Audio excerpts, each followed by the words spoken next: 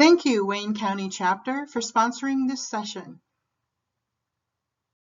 Hello, I'm Christina Yetzer-Drain, and this is Turning Research into Family Stories, with a bonus, Weaving Historical Context into Family Storytelling.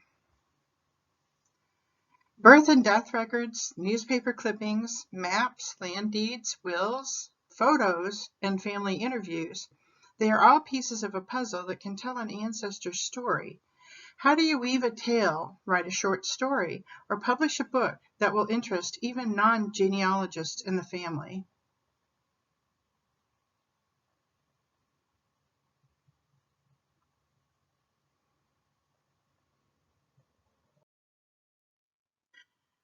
So why write a family story? It helps us to understand who we are. It connects us to those we never knew, allows us to share genealogy and family stories with family members, preserves our research for future researchers, establishes proof and discovers holes in research, and it connects family history in the context of local, regional, and national history. Think about who your audience might be: your children, grandchildren, your family, maybe your siblings, your aunts, your uncles, maybe even your parents if they're still living, a genealogy group, or to file in a genealogy room, local genealogists and historians, or the world. Maybe you have information that another family member doesn't have, and they'll find it through your writing. First, let's talk about different types of genealogical writing. Let's talk about the different types of genealogical writing. There are proof arguments and case studies and reports, genealogical compilations such as pedigrees and lineages, narratives such as family stories, and even house stories about the families that lived there. And there are life stories such as biographies, autobiographies, or memoirs. Don't forget to write about yourself when you're documenting genealogy. I was in the Air Force when it was still West Germany before the Berlin Wall fell. And then I got a chance to see the eastern part of Germany after the wall fell. Those are all stories that I've not really told my family, especially my children. And so I should write those down so that they have that memory. And photo books are also a different type of genealogical writing. Let's look at proof arguments. Proof arguments start with a focused research question, and it might be in three different categories: questions of identity, distinguishing the research subject from other individuals. An example of that might be people with the same name. It could be a question of relationships, focus on individuals who are related to the research subject. For example, identifying parents of a great-grandmother. They can also be questions of circumstance, focusing on specific situations or events. For example, researching the subject's immigration experience or military service. There are three types of proof arguments. Proof statements, they usually rely on one source. Proof summaries, several pieces of evidence are needed to draw a conclusion. And proof arguments and case studies indicates evidence and possibly conflicting evidence which needs to be resolved. All proof arguments must satisfy the 5 elements of the genealogical proof standards: a reasonably exhaustive research into a variety of sources, complete and accurate source citation, careful analysis and correlation, resolution of conflicting evidence, and a sound written conclusion. Genealogical compilations can include genealogies, pedigrees, and lineages.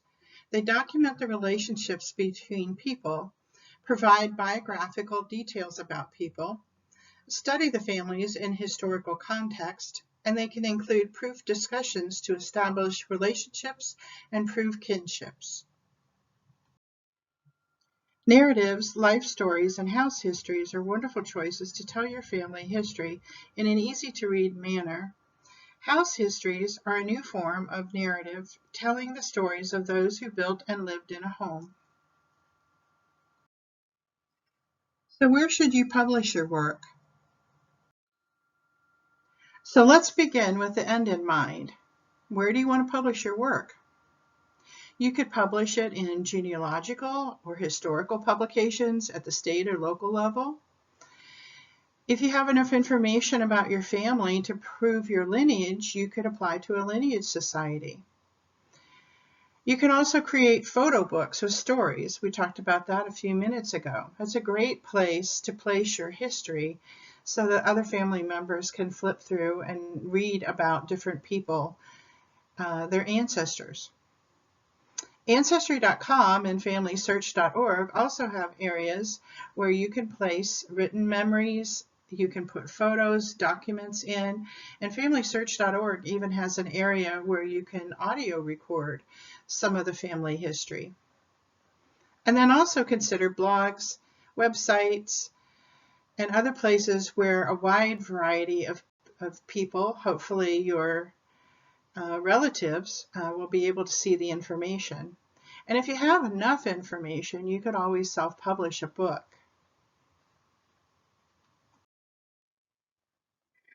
OGS has a couple of publications that you might be interested in writing for. One is the Ohio Genealogy News, and the other one is the Ohio Genealogical Society Quarterly. There are also national publications where you may be able to get your work published. But don't forget your local chapters too. This article is of my second great-grandfather that I wrote for our local genealogical chapter website. The Ohio Genealogical Society has 5 lineage societies that you can apply to. First Families of Ohio, Settlers and Builders of Ohio, Century Families of Ohio, the Society of Civil War Families, and the Society of Families of the Old Northwest Territory. I'm a member of the Settlers and Builders of Ohio and Century Families of Ohio, and I'm working toward First Families and Old Northwest Territory. Ancestry.com has a public member area for photos and documents. This is a document that I found on my 4 times great-grandfather, John Green Troop. It talks about an Indian massacre that occurred when he was just a child. Unfortunately, we've never been able to prove this legend, so it's likely not correct, but it is included in Ancestry.com. FamilySearch.org has a wonderful place to keep memories. You can add photos, documents, stories, and audio. And you can see the beginnings of my page here, where I've added some audio, Joe's guilty pleasure. His guilty pleasure was baseball, although he was a star football player in high school and held records for a number of years. But his great love was baseball.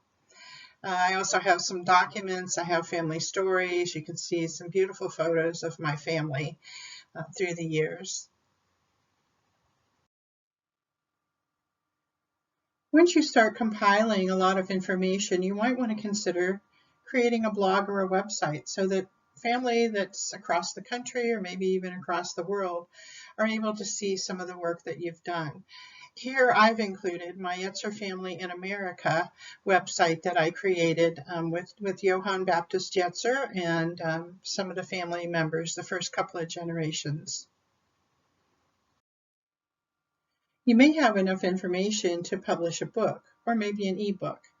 Here's some of the more popular places where you might be able to have a book printed or to place your book on Amazon.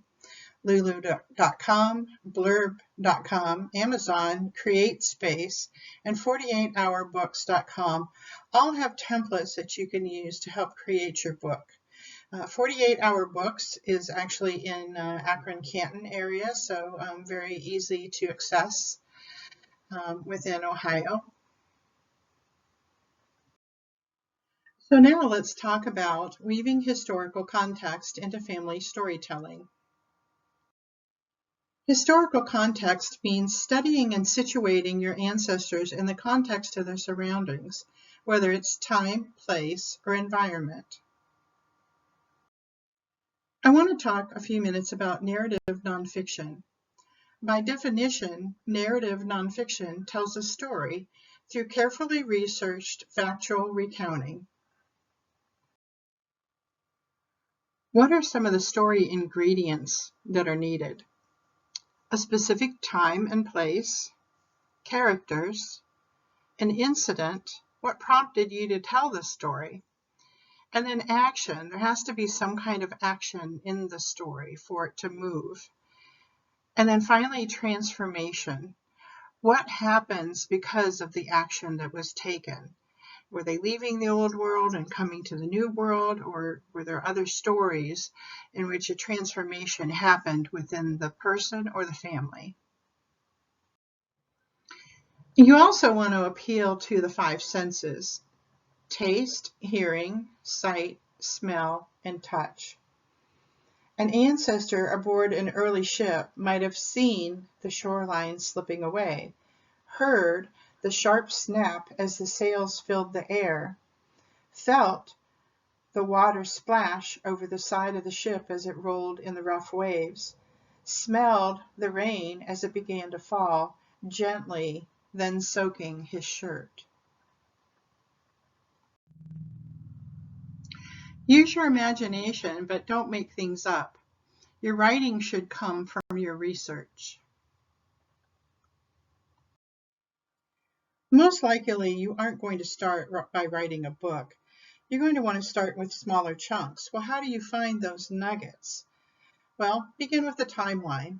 Here I've created a timeline of my ancestor, Johann Baptist Jetzer.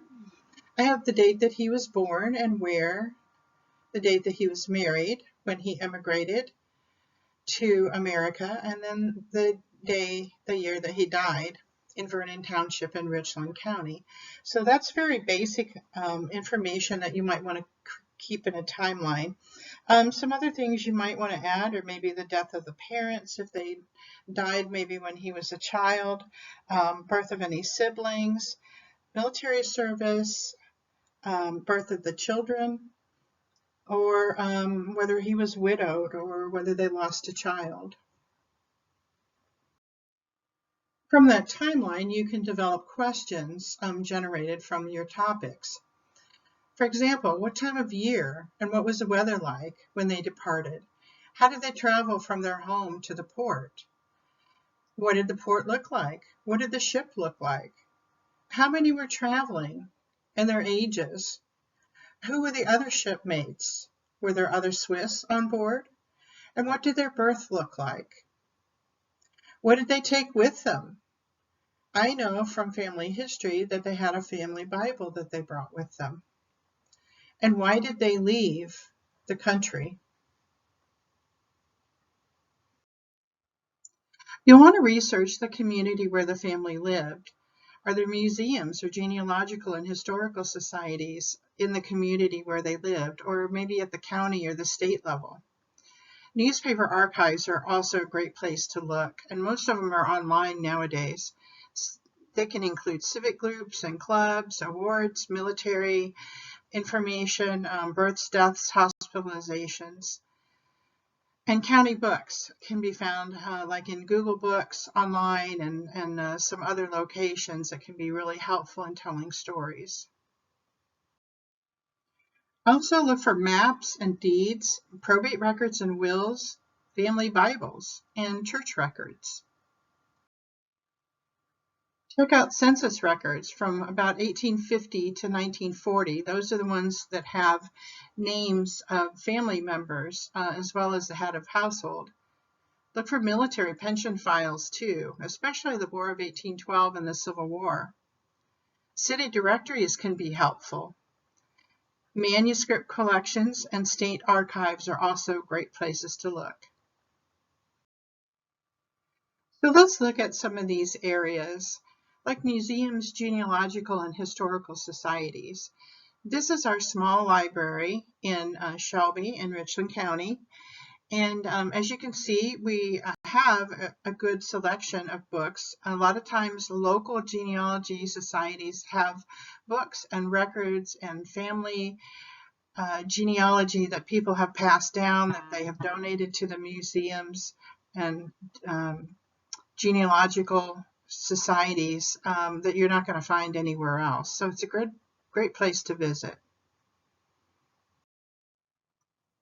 As I mentioned, newspapers are a great place to find more information about your family members. A lot of newspapers are online now, and some are subscription based, but some are also free. So it just depends on where you're looking and who you're looking for. I happened to Google my name, search for my name, in our local newspaper archives, and I came up with 16 hits up to about 1986. That's the last that they've been digitized and placed online.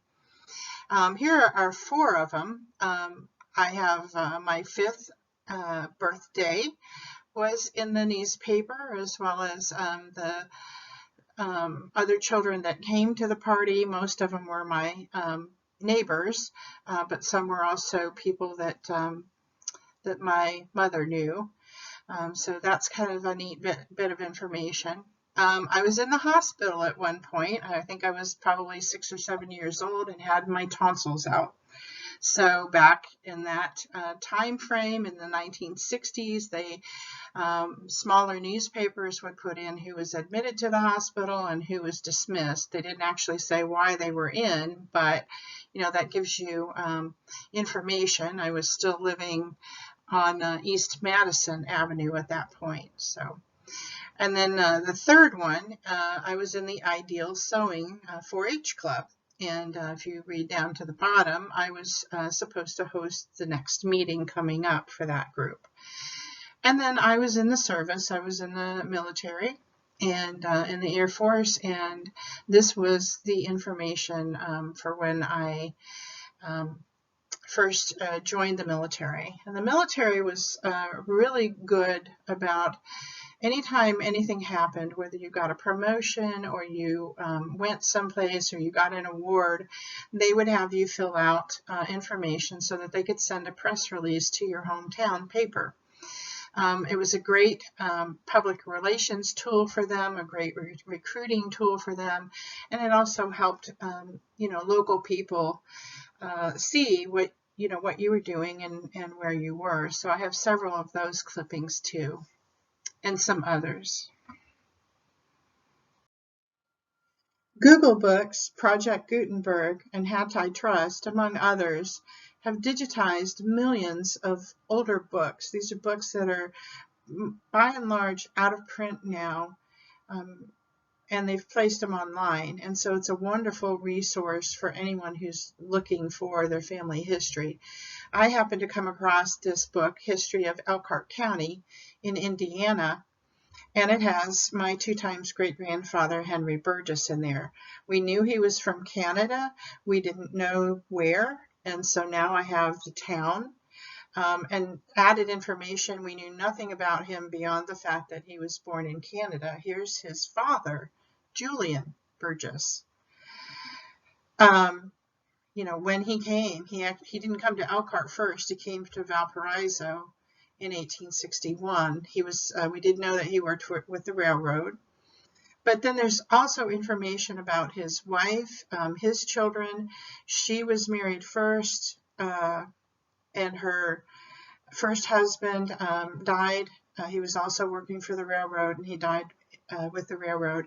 And there's her 3 children's names. So we knew some of this information, but to actually find out where he lived in Canada, in Quebec, has opened a lot of doors for us as far as searching more history.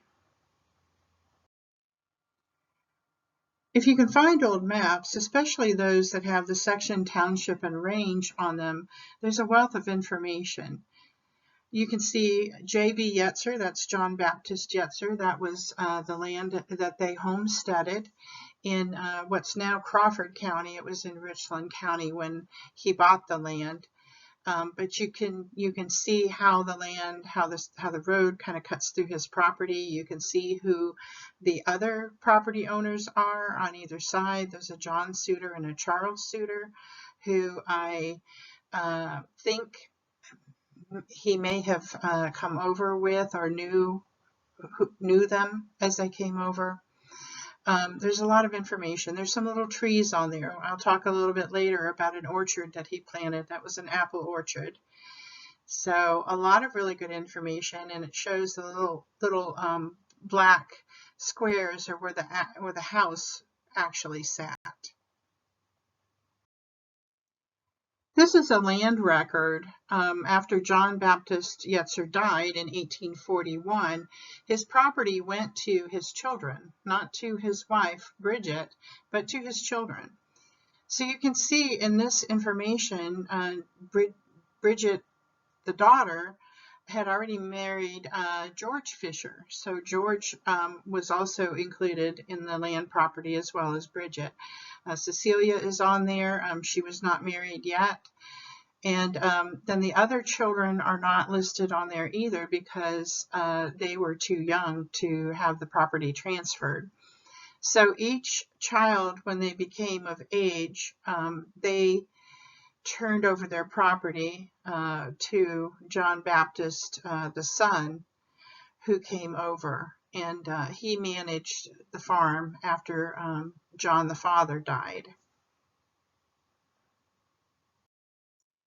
Probate records and wills can also provide some really interesting information about your families.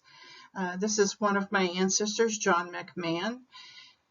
And in his will is included both the children from his first marriage, and then the first wife died and he married again. So the children from the second marriage are included also. And you can see that there's a Mary J. Myers who is deceased. So, and then at the bottom, there's a Mary Myers who is the granddaughter. So he wanted to be able to provide for her since her mother was gone. And so he included her in the will also. Our family Bible on my father's side didn't include any information about births, marriages, deaths, but on my mother's side, the Hunter side, we were able to find online the family Bible and all the records that are in there. So we have a great record now of births, marriages, and deaths from that family Bible. Be sure to look for church records, especially Catholic records. A lot of the dioceses are placing those records online for others to look at.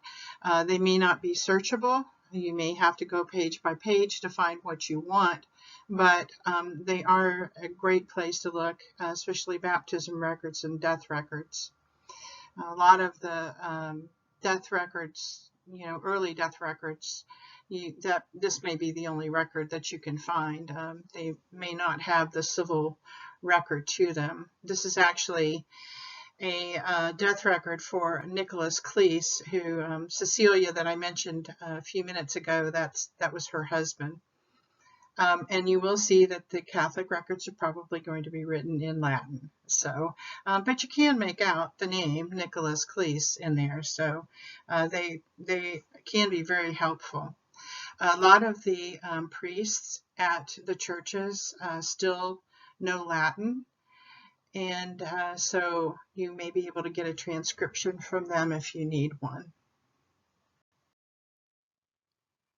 Sometimes we think of census records as just records of the husband and wife and the children, but there's information that you can find beyond that. In this case, Bridget Yetzer, it says she's 60 years old. So Bridget, the mother, actually went to live with the Fishers for a time, with Cecilia and Augustus Fisher.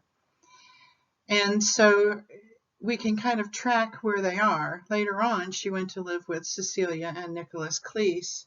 And that's where she and Nicholas and one of Nicholas's children all fell sick and died within a week of each other. So we think that there was some kind of a plague. We don't know what it was, but there's a lot of good information that can be gotten both from those death records that I showed you earlier and the census record. Kind of tell us where she is at a point in time. Military pension records can also be really interesting to read. A lot of times they tell about the injuries that a soldier incurred, and then other times it's a widow who is filing for a pension after the service member has died. In this case, it's a widow's indigent pension for Mrs. Ellen Troop. She married my 4 times great-grandfather, John G. Troop. She was his 5th wife, and they married in 1903. So he lived to be quite an old age, and she was able to get his pension after he died. City directories are another great place to look. Not all of them are online yet. I know that a lot are being digitized now. This is one that I was able to find online. This is my 3 times great-grandmother, Ada C. Troop. It talks about her being a widow of Harris. Martin Harris was his name. She is up in Nashville at this point in a boarding house on 1307 Thomas. Also with her are her children, and I just know this because I know who the children are. Hobart, and that's a female. And then Joseph Troop. He's employed with an oil well supply company, but he's also living with Ada. And then Lula Troop is the 3rd child that's living with Ada. They're all adults, but they're all living in the same boarding house with her. I don't know who John Troop is. That's one of those things that I still need to do some research. I don't know if he was related at all, but so there's a lot of really good information that you can get from city directories too. They actually lived in Marshall County, which was south of Nashville by a county or 2. So I'm not sure what they were doing in Nashville or why. Maybe they all moved up there because of Joseph's employment with the supply company. I have a lot more resources to share with you in my syllabus, Weaving Historical Context into Family Storytelling. I've included my email on the top of the syllabus for turning research into family stories, and then I've also included my email address at the end of the presentation. And you're welcome to email me, and I will send you the Weaving Historical Context into Family Storytelling. It has about 3 pages of other resources and other places that you can look to do more research on your families. I want to talk about a couple of them, though. Ohio Memory, it's a program of the Ohio History Connection and the State Library of Ohio. And basically how that works is individuals, libraries, other groups are working with this Ohio Memory Project and digitizing photographs, writing stories. We just got a grant to digitize city council minutes for the city of Shelby in Richland County. And so we as a genealogy group will be transcribing those records and placing them on Ohio Memory. So it's a great project for us, and it will help others to learn more about Shelby because there's been little history written about the town. So you can see you can browse by contributors, places, subjects, and time periods. So that's very helpful when you're trying to set the stage and weave the historical context into your writing. The Ohio State Archives are located in the Ohio History Connection building down in Columbus, and it's a great research library. There's a lot of archives in there. There are family written papers in there, letters from people. You never know what you might find. It's a great place to go. Before you go, I would call them or email them and let them know you're coming, because a lot of the archives are stored back in places where they need to go and retrieve them. I think they're all in the same building, but it's not like pulling a book off of a shelf. So if you let them know what you're looking for ahead of time, then they can have it ready for you when you go. A lot of times we don't think about university libraries as a place where the public can go to find more information, but they have a lot of manuscript collections and other information that may be helpful to you in your search. The other thing that libraries have on their website is a place where you can ask the librarian. And so those are great places too that you can ask if they have something in their stacks, or if they have more information about a particular subject, or maybe where you can find it if they don't have it. So it's a great place to ask more information. In my Weaving Historical Context syllabus, I also have some information about women's work. It's very important when you're researching someone from the 1700s, 1800s to understand what their life was like back in that time frame. This is the Milwaukee Public Museum, and they have schoolgirl samplers included on here. And we all know that was their basic form of needlework. It taught them how to create needlework back in the 1800s. So you can find other websites like this, quilting, cookbooks even, needlework, and if women were working in the 1800s and early 1900s, what types of jobs were they doing? There are websites that can give you that kind of information too. Archive.org, the Wayback Machine, has millions and millions of free books and movies, software, music, websites, more. It's a great place to do some research, and you can probably find anything and everything on this site. History Hub is probably one of my favorite websites to go to for research. It's managed by the National Archives, and you can ask a question online. A lot of times the information will already be there. If the information isn't there, you can request someone from the National Archives to search for information. Communities can put something, so if you have information about turpentining or maple syrup making or something like that, you can put that information on there, and it's there for others in the community to look at. So really robust site.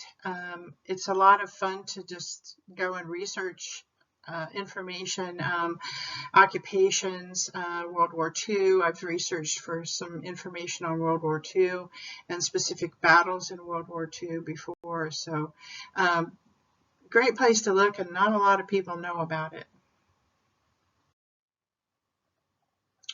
Research the era. What was life like for men, for women, for children? If we remember, women just got the right to vote in 1920. So what was life like in the 1800s for them? What rights did they have? How did they gradually gain rights like owning property, a business maybe, and children too? Look at local, national, and global events. What shaped your family? Think about natural disasters. We had a couple of floods in our town, and they flooded some businesses. If your ancestor owned one of those businesses, what did they do? Did they rebuild, or did they have to learn a new trade? Wars and rebellions are also really important. A lot of immigrants came because of a war in their country, or some women even married military men and came back to America with them. Was yours one of them? And then also think about religious beliefs. There were religions that immigrants came because they were being persecuted. So those are all really important things to think about when you're thinking about your family and their history. Google it. Ask questions. Search for images. You never know what you may find. I was able to find information about my immigrants' ship when they came over just by Googling it. Search for towns, counties, states, countries, surnames. Maybe some of the ancestors settled in other parts of America. Search on subjects and search on occupations. This website in Switzerland happens to contain information for 3 towns that my ancestors come from. My Yetzers come from Langnau, and my Kellers come from Endingen and Teggerfelden. There's a lot of great information that you can find when you look at a city website, and most cities, even in the world, have a website that you can go to find more information. A little trick for you, don't be worried about it being in a foreign language. If you use Google Chrome, usually a little box will pop up that says, this is in German, do you want to translate it to English? And so that's a great way to be able to translate. From that website, I was able to locate various churches in the area, and I was able to find the Vogelsang Church that my ancestor John Baptist Yetzer and his family went to in the early 1800s. The Vogelsang Church dates from 1770 and it's still standing.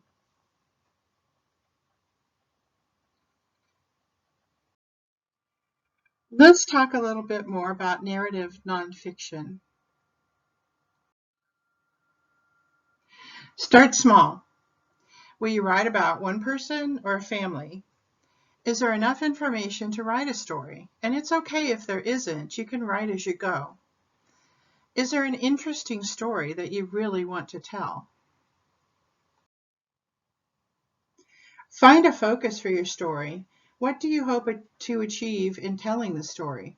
Make a list of ideas you want to include. Include a parking area, a document or a folder for other ideas worth pursuing that may not fit in this story. As you write, continue to move ideas here rather than deleting it from the story if it doesn't fit. The more you write, the more ideas will come to mind. You also want to include some personal observations, some mannerisms of the persons, the sayings and habits, maybe the way they walked or moved, or the clothing they wore. My grandma Catherine always had a saying, oh, go on. If she didn't believe what we were saying, it was, oh, go on. I always remember that. And my grandma Elsie, the true Southern woman that she was, she always wore a hat. And then just write. I had a professor in college in my travel writing class, which is probably one of the most fun classes I've ever taken, but I also learned so much in that class. She said, write that shitty first draft. It won't be perfect, and that's okay, just write it. You'll want to start with a fact and build on it. Outlines can help you. What information do you want to make sure that you include in that story? And then remember your audience again. What do you think they would want to know?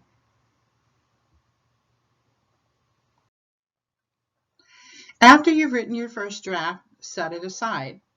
I actually write some and then I set it aside for a little bit and then I come back to it and I kind of edit as I go and write some more and then set it aside and come back to it and write some more. That's my style. You may want to just write your whole first draft and then go back and look at it again. But when you pick it up again, do a really critical edit. You know, what can you do to improve the story? What's missing? And you'll definitely want to check your spelling, grammar, punctuation.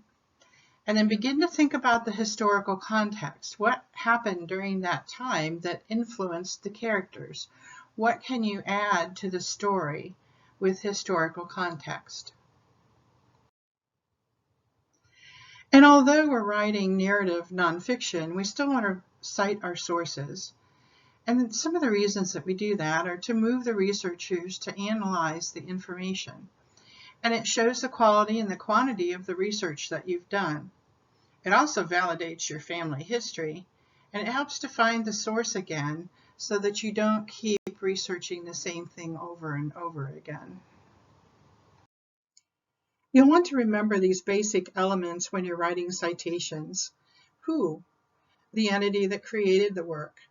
What? The source title. When? The date the source was created. And where? The place of publication or the location of the source. Some of the different types of citations include the source list, usually called a bibliography, and that's a master list of the documents that you've used in your story. Usually it's listed at the end of the report or the narrative.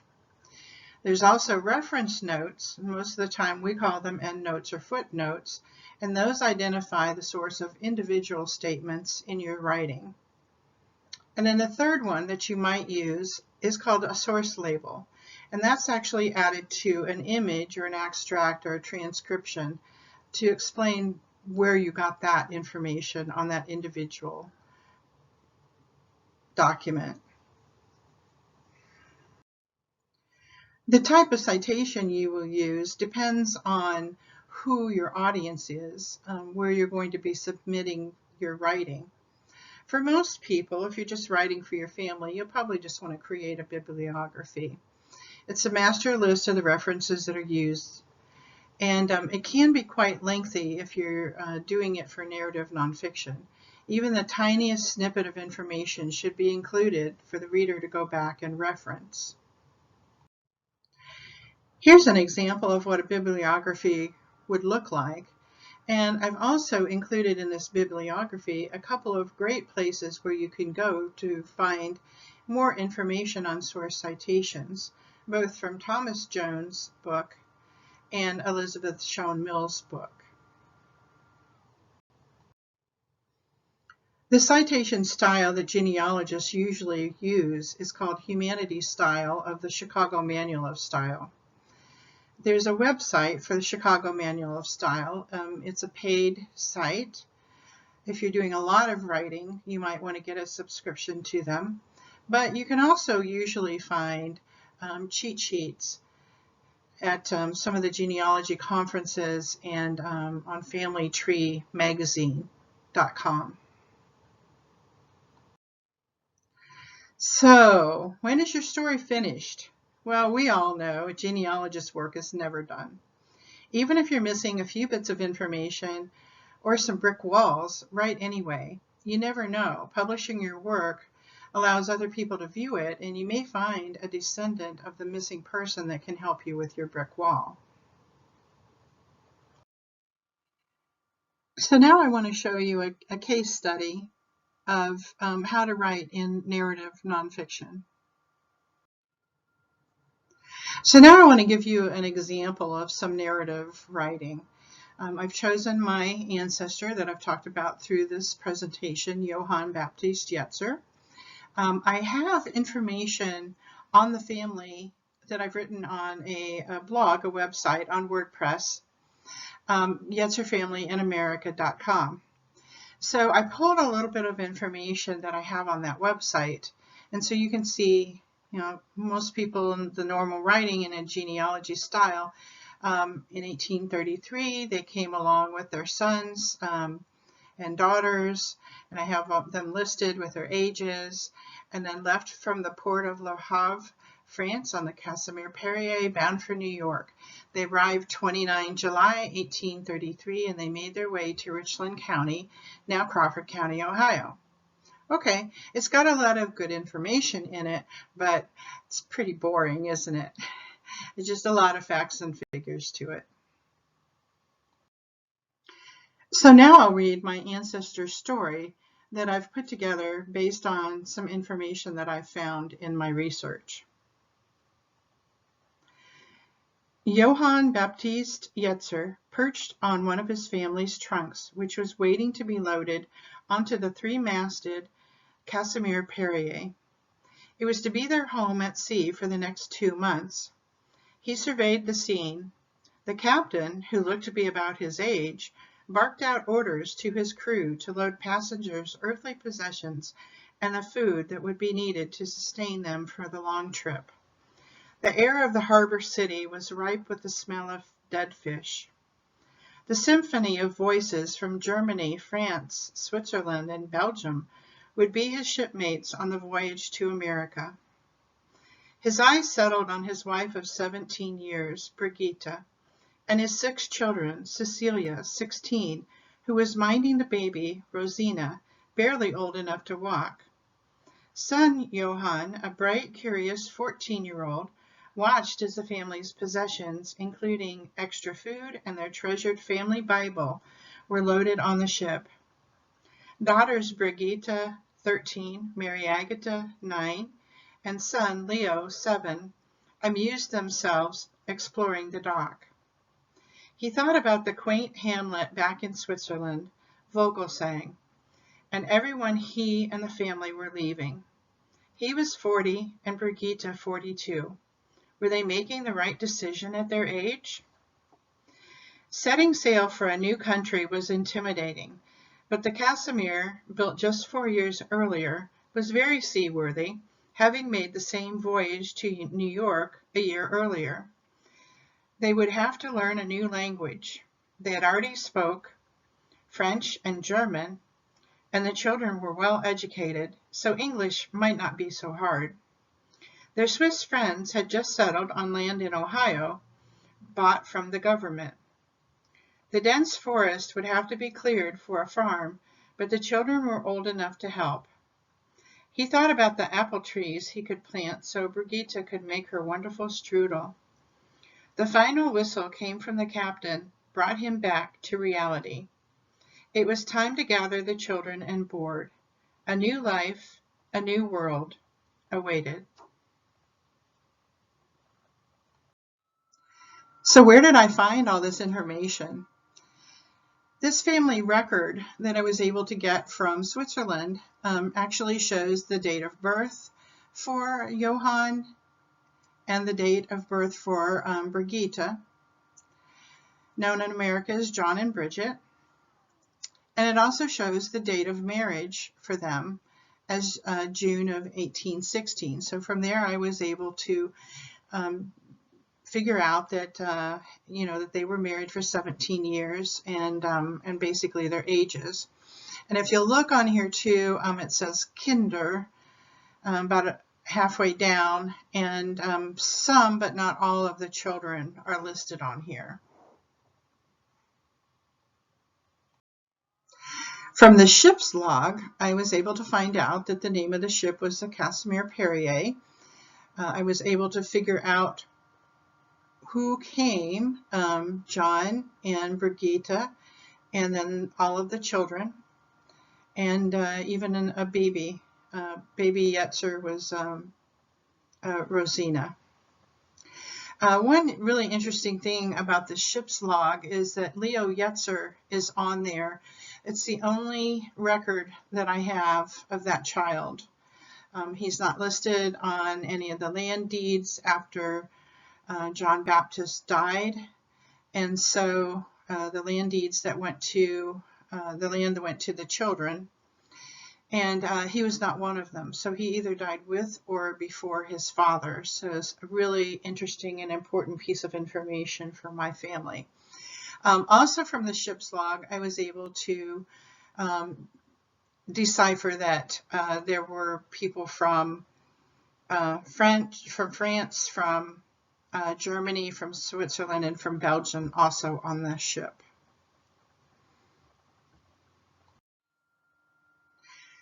So then I tried to find more information about the actual ship that they came over on, and I was able to find out that it was a 3-masted ship.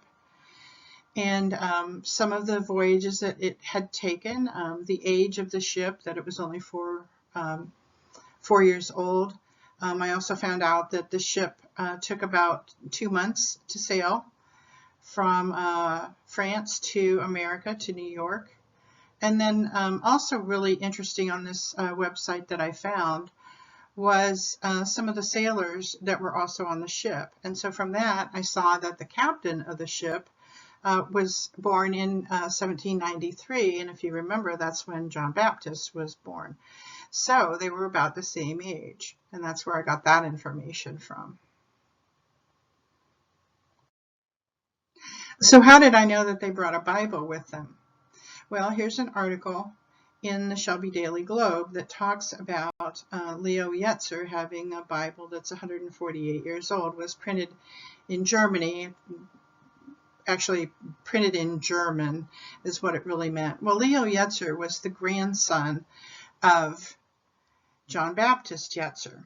And in our family, and I guess it's a Swiss custom, that the oldest male in each generation keeps the Bible and protects the Bible until it can be passed on to the next generation.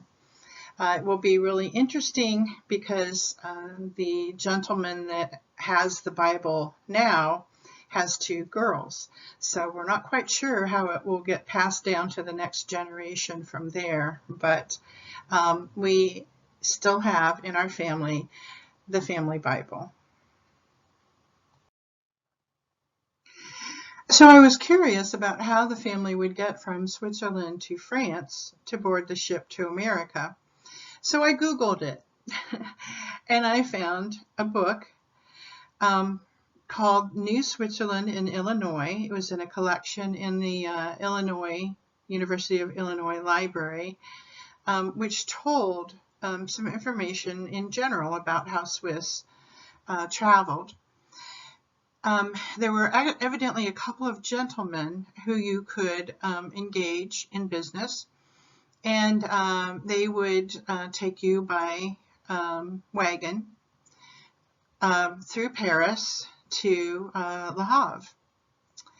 The article talks about, the book talks about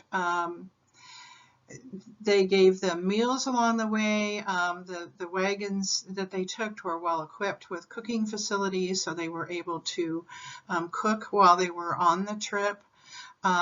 It talks down a little bit lower. Besides meat, soup, bread, and vegetables daily, each person receives 2 glasses of wine daily when obtainable, and then otherwise good cider. They also arranged for lodging in advance, and the traveler would do well to use his own bedding, for he cannot always find the neatness and cleanliness that he would like.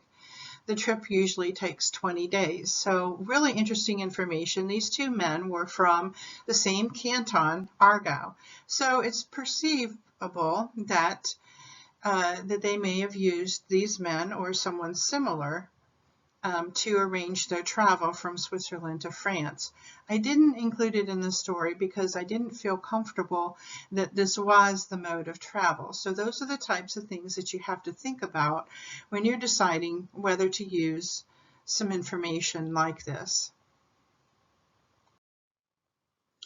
You may be lucky to have your ancestor named in one of the many county books that were written in the 1880s to 1900s.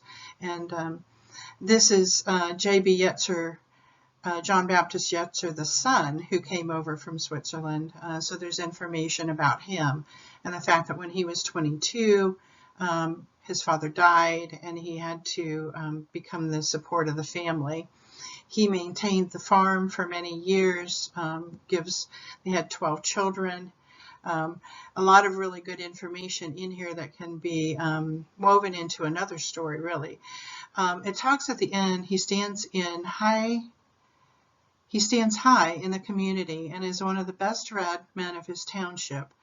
And so that's where I get the impression that, that he was very well read, very well educated in Switzerland before they came to America.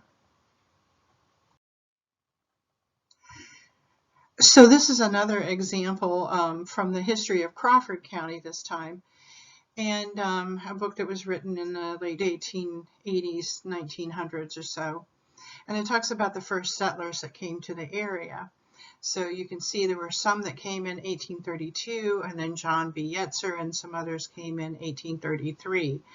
So I'm fairly sure that there were some others that either came with him or came before him from Switzerland. I haven't actually researched these names yet. Curiously, there are some settlers to the what we call now the Shelby settlement that's just outside of Shelby in Richland and Crawford County. There was another family called the Suitors, and they owned property on either side of John, and they were also from Switzerland, but they're not listed here, and they came about the same time. The other thing that's really interested in here is that there were French who settled in the area, and there were also Irish who settled in the area in the same time frame, early 1830s. And they're curiously not included as part of the early settlers. So you have to take some of these histories with a grain of salt and realize that, they may not have always gotten all of the information.